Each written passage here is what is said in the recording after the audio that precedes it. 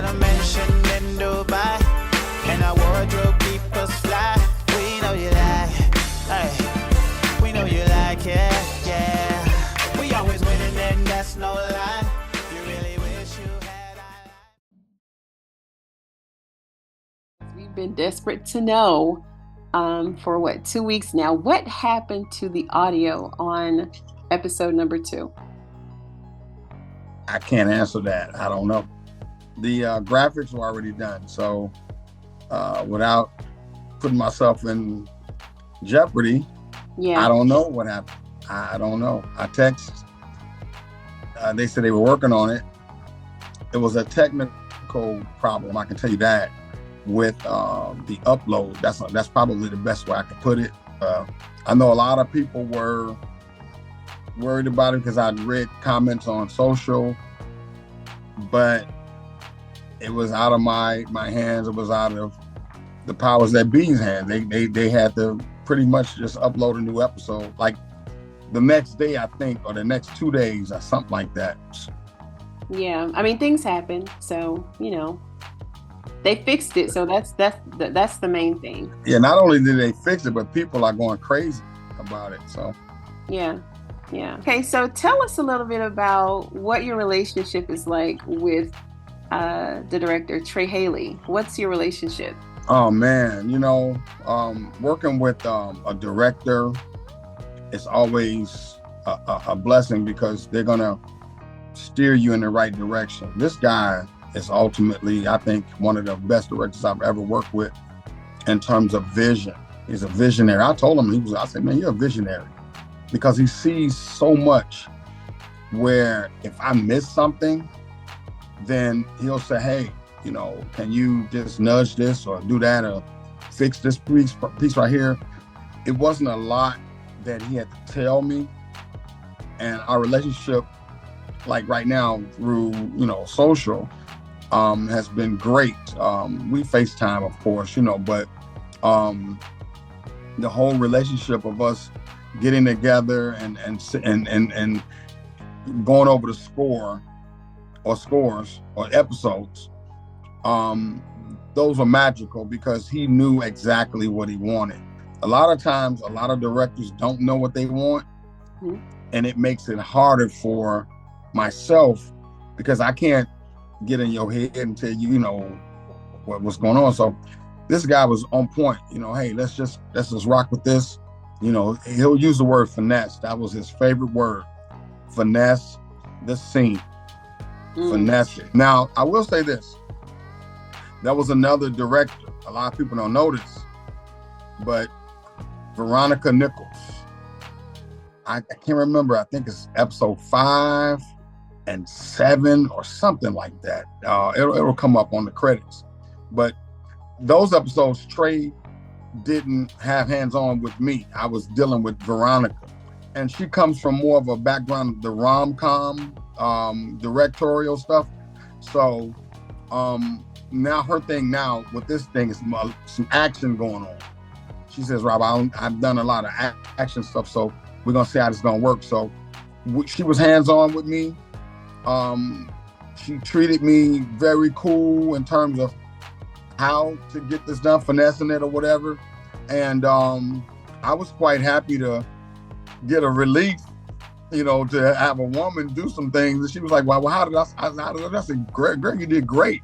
It was great. She did a super great job on both episodes. And her episodes involved some music, like Cajun style music she wanted me to do because they were in New Orleans, doing the New Orleans thing. So it tapered off a little bit with the New Orleans series. So that was her episode. So they all came out great. Veronica did a great job with the 2, with Trey for the 8, hands down. Great job.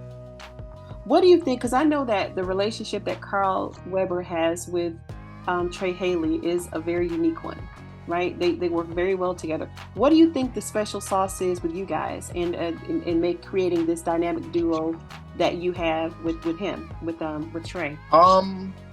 We had a chance to unwind. We had a chance to talk sports. just general subject things, non-related to music. We talked about him being from I think Arlington, Texas, I believe it is. Him being a I think Lakers fan or something like that. So we got a chance to talk basketball, and you get to know who you're working with, who, you know your personnel. I told him a few things about me. Well, he knew because he called me Rob Diggy one day. I'm like, Rob Diggy? What you know about Rob Diggy? Well, what it was, I believe they were instituting the graphics, and my name had to have come up on one of their credits. And so he said, Rob Diggy, so we have a very cool relationship. Like I said before, just, a lot of directors are like, they're micromanaging. Let me tell you something. With these episodes, I had how if you leave what's the thing? If you the mouse away, the cat's a play, or whatever that is. You've heard that old saying before. Cat's away, the mouse will play. That's what it was. I was the mouse. Honestly, okay. I would not hear from Trey for 2 weeks. Now you ask why? Because they were working on 2 shows at one time. Right. They were working on Family Business and then the New Orleans show at the same time. What I was doing was creating what you call cues for the show. So I created a lot of different cues. So on my downtime, I would just go in the studio and just write. Like, okay, what if, I would write anticipating 506, we say season 5, episode 6, so we say 506. So I would take 506 and write 10 cues for 506 and label, Chippy and LC, these are their cues. Orlando and Junior, there's going to be their cues. And so that gave me an opportunity to just drop music in as I was going. So as a composer, you get that type of leverage to be able to have these folders. You say, well, okay, great. I got this folder. Let me try and see if this works. It was all working out when I had that extra time. So I didn't play a lot on my time. When I finished, I went to bed. I chilled. Okay. I chilled. Speaking of your studio, take us inside your studio and tell us a little bit about what it's like. I mean, you kind of touched on it, but take us a little bit deeper inside of that iconic moment with Junior at the end of season 4. And how long did it take you to actually finish that scene, that final scene? I was supposed to send you the music. I got caught up in watching Jason Statham movie. But the music was written already, honestly. Well, I had written the music already. Okay. And so I was doing a scene, I think when Uncle Larry was in the insane asylum and they were chasing them and they were having that little shootout at it, whatever. I was redoing music in that scene. He wanted it in the very end. He says, oh, you'll know when you get to it. You'll hear it. So I heard the scene and I said, oh, that's my music. So I was like, oh, this is gonna be easy. So I don't know. I think that took about 8 hours. Wow. Maybe 6-8 hours to recreate what I did. Yes. But to make it better. Yeah. So all he wanted me to do was enhance what was already there. You get what I'm saying? So yes, of course. He had taken the stem that was already written, that I wrote, a cue. We call them cues. And he says, well, just take this cue and just recreate. But so I went a step further because I added guitar. You can hear a little solo lead guitar in the end of it. Yes. When Donna is at the door and Chippy is crying. Yes. And, my brother, rest his soul, he passed. I said, Barry, you would love this piece of music here. And I literally cried when I was doing it because it was the end. I was done. I got to tear my eye. It was done. It was coming to an end. And I said, is this what it was going to sound? I was like, is this what it's going to sound like? Is this going to sound like this? And I was literally in the house, like just hyping myself up, knowing that I was ending a series, but ending on a high note, you know. And it was, oh my God, I had a ball doing that. It took a long time to get done, but because I had to play the piano, I had to make sure the pianos were sitting pretty. I used a live, not a live cello, but something like a sample live cello. That worked. So I used a lot of different elements that created that Junior scene, and we used it in 10. When I can't tell you. I don't think I can tell you yet. Hey, you can tell me. It's me. Come on. Well, Junior's having a issue with his wife, as you know. I think in 2 and 3 already. Yes. So, with that said, the music comes back. That cue comes back, and you can feel it. You can feel it more so now. It's up in the mix now. So, as I'm watching it, I'm thinking about episode 410, 410. I'm thinking of that. And I'm going, wow, I remember that iconic sound that I'm now putting inside 6 that fits. You know, so all I do is go find the parts and break it down and say, okay, you know what? I know what it was. I'll take that back. Darren Henson and Sean Ringo were at the brothel, and he were arguing about being brothers and that what happened. Why you tell me, this was going on? Right. If you go back, that same music is right there in that scene. Okay. It sure is. It's right there in that scene already. So that was kind of like Junior's theme. And that's the thing about writing for television. You want to keep themes. You want to have a theme for maybe LC and the boys, or LC and his wife, or the brothers themselves, creating about 5 different themes and just interchanging them throughout the series. I was buying stuff on the spot, like sounds. I was buying, we call them plug-ins. I was buying plug-ins on the spot. I said, I bet you this will fit good in this show right here. I would it'll take me an hour to download. But once I got it in, rigged my system back up, and I was gone. I was like, I'm using this right here. So I bought a couple of pieces. And that's what it takes as a composer to stay in the game. Otherwise, nobody's gonna deal with you, because it's like, well, this cat, we heard this sound before, so you have to be really innovative with your sounds, So yeah, that's how it works. Right. Well, that you already answered my next question, which was what your creative process is like from start to finish. But I think you just well, not really, but touched on it a little bit. Start to finish is, like you said, creating the themes. Yes. Creating the themes, coming up with the right sound. Like, can I tell you a quick story? Back in the summer, before we even started 6, I was sitting around writing. I said, I'm gonna write a theme for the family business. And I tell you right now, I did not know that this would become the theme for 6. I was just writing something. I say, maybe I can try this. So, not thinking, I just went to the piano and started playing. When I was scoring, I'm like, you know what? That's that same theme that I wrote. And I went back to it, and I found like the actual sound, the stems or whatever the session that I used. I'm like, I'm using this. This is the theme, and it fits LC well. So every time you saw LC, you heard his theme, and it felt really good. It felt heartwarming, because it showed a closeness with the chords against how he felt.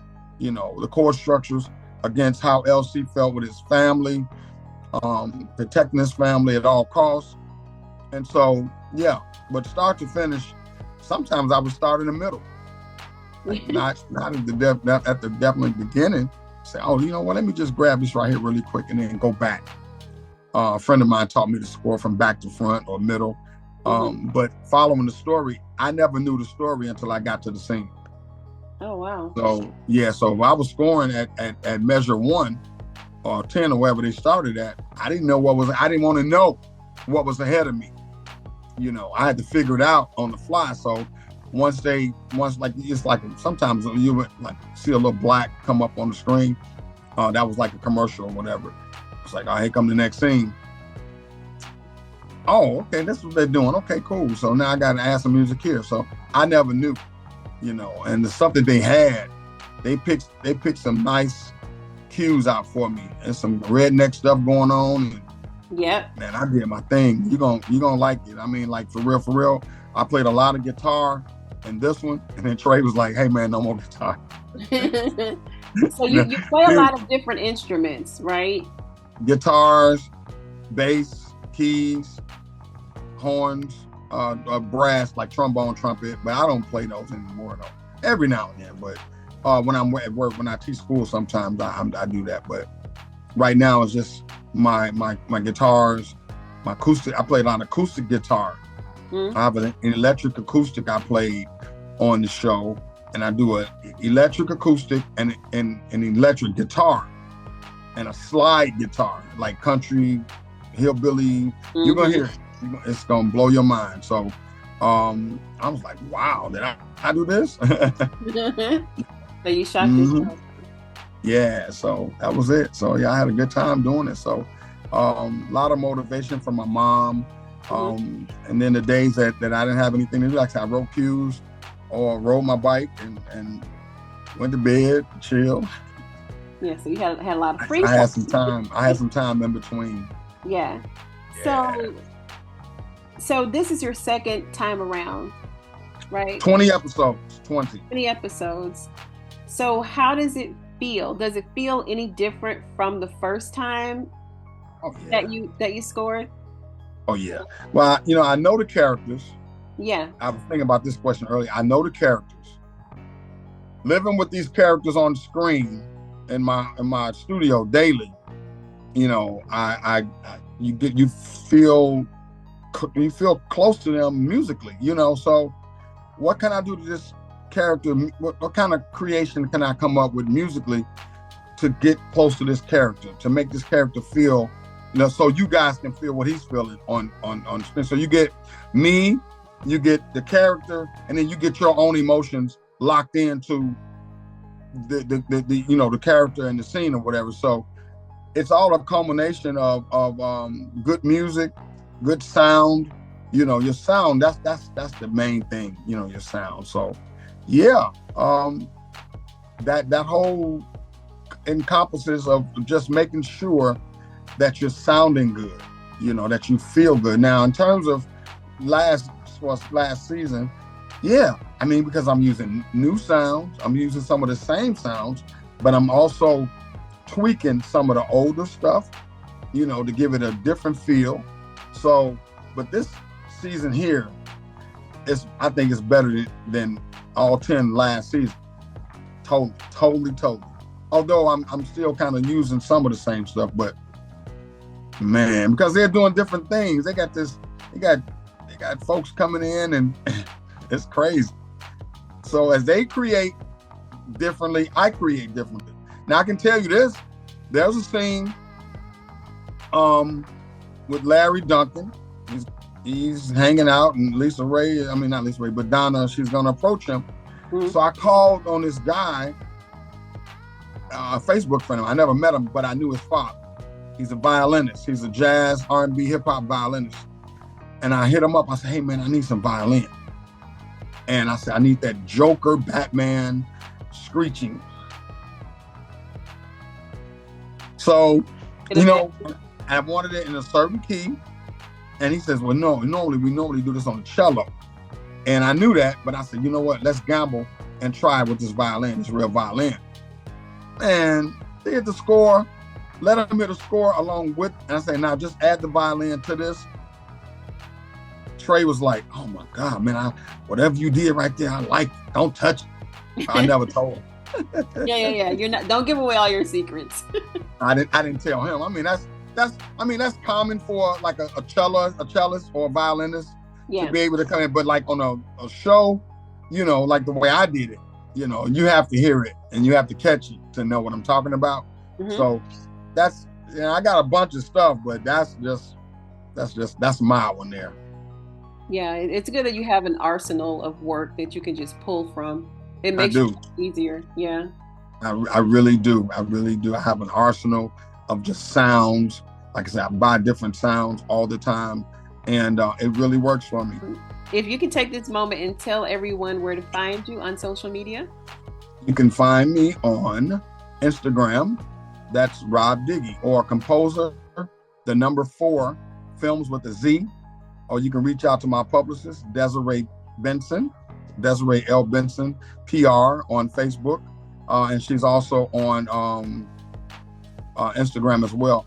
And she'll definitely get back with you and if it concerns me, that's Desiree L. Benson, PR, and mine is Rob Diggy on Instagram or Facebook, either one. So that's how you can find me.